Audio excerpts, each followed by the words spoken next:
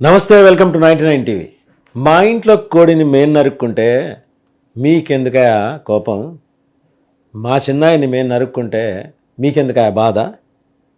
మీ చిన్నాయన్ని నరికామా అని కడప యాసలో మాట్లాడతాడు సీమరాజా. వాళ్ళ సినాయన చంపినారు, వాళ్ళ సినాయన చంపినా, మీ సినాయన చంపినావా? మా సినాయన మేము నరుకున్నాం, మా ఇంట్లో కోడి మేము కోసుకునేదానికి మీ పర్మిషన్ ఏంది? ఆ సీమరాజా ఇవాళ టీడీపీలో చేరుతున్నాడో చేరబోతున్నాడో, మొత్తానికి ఏంటంటే మళ్ళీ సోషల్ మీడియాలో ఒక సెన్సేషన్ అయ్యాడు. మంచి రాయలసీమ యాస, తనది కడపని చెప్పుకుంటాడు. మొదట్లో సీమస్వరం అనే ఒక యూట్యూబ్ ఛానల్ పెట్టుకొని కింద మీద పడి మొత్తానికి ఒక మైలేజ్ తెచ్చుకున్నాడు, మైలేజ్ సంపాదించిన తర్వాత ఇంకా కిక్ ఎక్కువ రావాలని చెప్పేసి పేరు మార్చుకొని సీమరాజాగా 2023 డిసెంబర్ నుంచి వైసీపీని పేకాట ఆడటం మొదలెట్టాడు. మామూలు పేకాట కాదు, ఒక షో అయిపోగానే రెండో షో ఇమీడియట్గా అట రోజుకి 2-3 వీడియోలు చేసి వదిలేవాడు. పైగా ఇతని స్టైల్ ఏంటంటే మెడలో వైసీపీ కండువా ఉండేది, వెనకాల వైసీపీ పోస్టర్ ఉండేది, జగనన్న సిద్ధం సభల పోస్టర్ ఒకటి ఉంటుంది, అది పెట్టుకునేవాడు. సందర్భాన్ని బట్టి సిద్ధం సభలు అయితే సిద్ధం సభలు, లేకపోతే యాత్రలు అయితే యాత్రలు, అట్లా పెట్టుకొని దానికి తగ్గట్టు వీడియోలు తానే చేసుకొని తనని తాను స్వయం ప్రకటిత అంతర్జాతీయ ప్రధాన కార్యదర్శి వైఎస్ఆర్సీపీ పార్టీ అని చెప్పేవాడు. ప్రతి ఒక్క విధానాన్ని తీసుకునేవాడు, వైసీపీ నిర్ణయాన్ని ఇలాగా దూదిని ఏకినట్టు ఏకిపారేసేవాడు.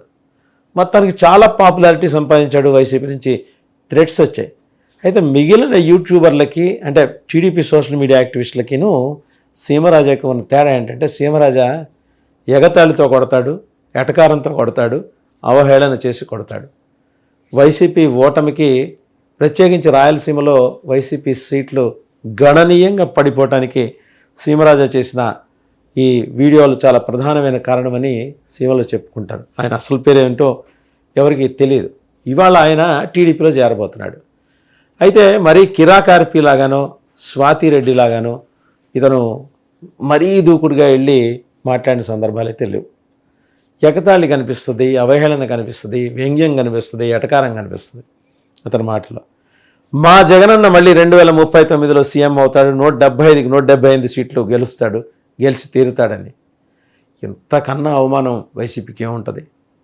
నిజంగానే ఈ వీడియో చూసి అది జనాల్లోకి వెళ్ళి దానికి సర్ది చెప్పే లోపల ఇంకో వీడియో చేసి వదిలేవాడు. అలాంటి సీమరాజా ఇవాళ టీడీపీలో జాయిన్ కాబోతున్నాడు. అరే ఆయన ప్రకటించుకున్నాడు, సరే ఆయన ప్రకటించుకున్నాడు అంతర్జాతీయ ప్రధాన కార్యదర్శి వైసీపీ అని. ఆ మాటకు వస్తే మొన్నటిదాకా సజ్జల రామకృష్ణారెడ్డి గారు ప్రధాన కార్యదర్శి, ఇవాళంటే స్టేట్ కోఆర్డినేటర్. ఆయన ప్రధాన కార్యదర్శి కాలేంది నేనెందుకు కాకూడదని తనకు తాను మళ్ళీ జాతీయ అంటే ఎవరు పోటీ వస్తారని అంతర్జాతీయ ప్రధాన కార్యదర్శిగా ప్రకటించేసుకున్నాడు సీమరాజా. ఇది నచ్చింది చంద్రబాబు గారి గతంలో. ఆ విటీనెస్ అండ్ పంచ్ డైలాగ్స్ చాలా ఆకట్టుకున్నాయి. ఏందయ్యా, మా ఇంట్లో కోడిని మేము నరుక్కుంటే నీకు బాధ? మా చిన్నాయన్ని మేము చంపుకున్నాం కానీ మీ చిన్నాయన్ని చంపామా అని ఒక వీడియో చేశాడు రాయలసీమ యాసలో. తెలుగుదేశానికి అది బాగా నచ్చేసింది. సో ఇలాంటి పవర్ఫుల్ పంచెస్ ఇవ్వగలిగిన వాడిని, అందున స్వయాన జగన్మోహన్ రెడ్డి గారి సొంత జిల్లా డాక్టర్ వైఎస్ఆర్ కడప జిల్లా నుంచి ఉన్న సీమరాజాని పార్టీలో చేర్చుకుంటే రేపటి నుంచి సోషల్ మీడియాలో 4-5 షోస్ వేసుకోవచ్చు జగన్మోహన్ రెడ్డి మీద అని చెప్పేసి టీడీపీ సంకల్పించింది. అండ్ సోషల్ మీడియాని రీస్ట్రక్చర్ చేస్తున్నారు టీడీపీ వాళ్ళు. ఇట్లా డిఫరెంట్ క్యాపబిలిటీస్, క్యాలిబర్ ఉన్న వాళ్ళని తీసుకొచ్చి పెడుతున్నారు. రొటీన్గా జగన్మోహన్ రెడ్డి సైకో, జగన్మోహన్ రెడ్డి దుర్మార్గుడు, జగన్మోహన్ రెడ్డి సొంత చెల్లెల్ని తల్లిని కూడా పట్టించుకోడు, ఇసిగిపోయారు జనాలు వీటితోటి.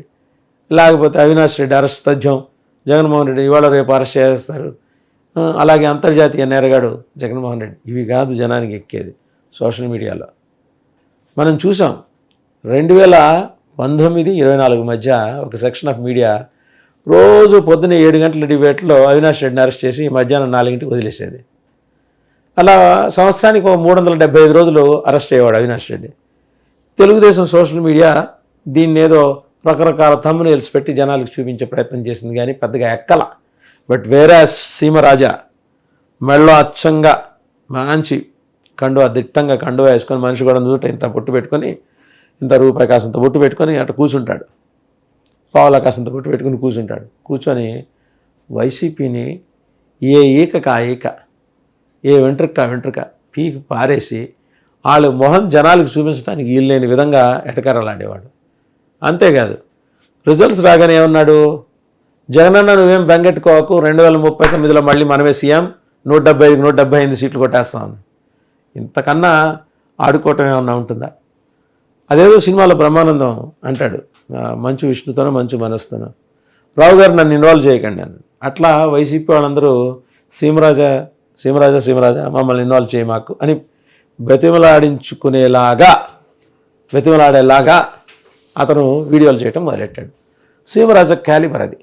ఇప్పుడు టీడీపీ చూస్తుంది కూడా ఏంటంటే మంచి స్పాంటేనిటీ, అప్పటికప్పుడు తక్షణం స్పందించగల గుణం.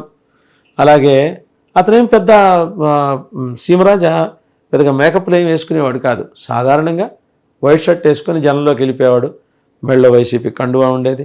ఒకవేళ జనం ఎవరు తనని పట్టించుకోవట్లేదని అనిపించినప్పుడు ఇలా వైసీపీ పోస్టర్ వెనకాల వేసుకొని సీమరాజా మాట్లాడుతున్నాడు ఇప్పుడు అని చెప్పేసి సెటైర్ల మీద సెటైర్లు, వ్యంగ్యాస్త్రాల మీద వ్యంగ్యాస్త్రాలు రఫ్ ఆడేశాడు వైసీపీని. ఇలాంటి వాళ్ళని ఇంకా టీడీపీ ఐడెంటిఫై చేస్తుంది. కిరా కార్పి లాంటి వాళ్ళతోటి డ్యామేజ్ ఏంటంటే రోజా గారిని అదేదో జంతువు మాంసం నీలో ఉంది, కొవ్వు నీలో ఉంది, ఆ కొవ్వే తీసుకొచ్చి తిరుపతి లడ్డులో కలిపారని చెప్పేసి చాలా అసందర్భ అండ్ అభ్యంతరకరమైన ప్రలాపన ప్రేరి మరి పార్టీ కొంచెం సీరియస్ అయింది ఆ విషయంలో. బట్ సీమరాజా సెటైర్స్లో ఏంటంటే అండి వ్యక్తిత్వ హననాలు ఉండవు ఎక్కడ, ఓన్లీ పొలిటికల్ సెటైర్సే. ఎవరైనా అప్రిషియేట్ చేస్తారు. ఈవెన్ వైసీపీలో కూడా చాలామంది అతనికి అభిమానులు ఉన్నారు. కానీ అలాగనే అతనికి వచ్చిన థ్రెట్స్ కూడా చాలా ఎక్కువే. వైసీపీ నుంచి వాళ్ళు రూలింగ్లో ఉండగా మరి ఎట తట్టుకొని నిలబడ్డాడో రాయలసీమ బిడ్డ తెలియదు. కానీ మొత్తానికి ఏంటంటే గాయపడ్డ రాయలసీమ బిడ్డ అనేది మాత్రం అర్థమవుతుంది. జగన్మోహన్ రెడ్డి గారు ఎప్పుడో ఏదో ఆయనకి ఏదో హామీ ఇచ్చుంటారు. ఇదిగోనా సీమరాజా, మరి అసలు పేరేంటో తెలియదు, మనం ఆయన చెప్పుకున్న పేరుని బట్టి చెప్తాం. నేను నీకు సీఎం అవగానే నీకు ఫలానా చేస్తాను. బస్సు చేసి ఉండకపోవచ్చు, ఇన్ని లక్షల మందిలో కొన్ని కోట్ల హామీలు ఇచ్చారు. ఎంతమంది అని తీరుస్తారు, ఎంతమంది అని ఆరుస్తారు. సో తీర్చేదా ఆర్చేదా సీమరాజా గారికి కాలింది. సీమ స్వరం మొదలెట్టారు. ఎక్కలా సీమరాజాగా పేరు మార్చుకున్నాడు.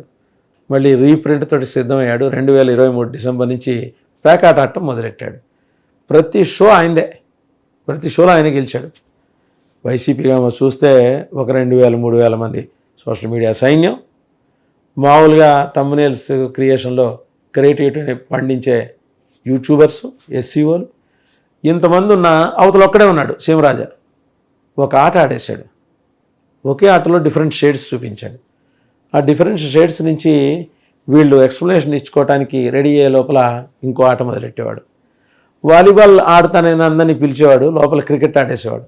క్రికెట్ ఆడతానని పిలిచి టెన్నిస్ ఆడేవాడు. సో సీమరాజా మూవ్స్కి వైసీపీ చాలా కంగారు పడింది. అతని ఎత్తుగడల ముందు నిలవలేకపోయింది. సీమరాజా మొత్తానికి మీరు టీడీపీలో చేరుతున్నట్టు సమాచారం. All the best. చూసుకోండి. అంటే ఇక్కడైనా మీకు చంద్రబాబు గారు ఏం హామీ ఇచ్చారో తెలియదు, కానీ హామీలు నెరవేరగల హామీలు మీరు అడగండి. ఎందుకంటే ఇప్పటికే వాళ్ళకి 164 మంది ఉన్నారు.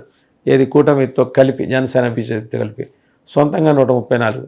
మిమ్మల్ని ఏదో ఎఫ్డీసీ చైర్మన్ చేస్తానో లేకపోతే మీడియా అకాడమీ చైర్మన్ చేస్తానని హామీలు ఇచ్చారనుకోండి, నమ్మబాకండి.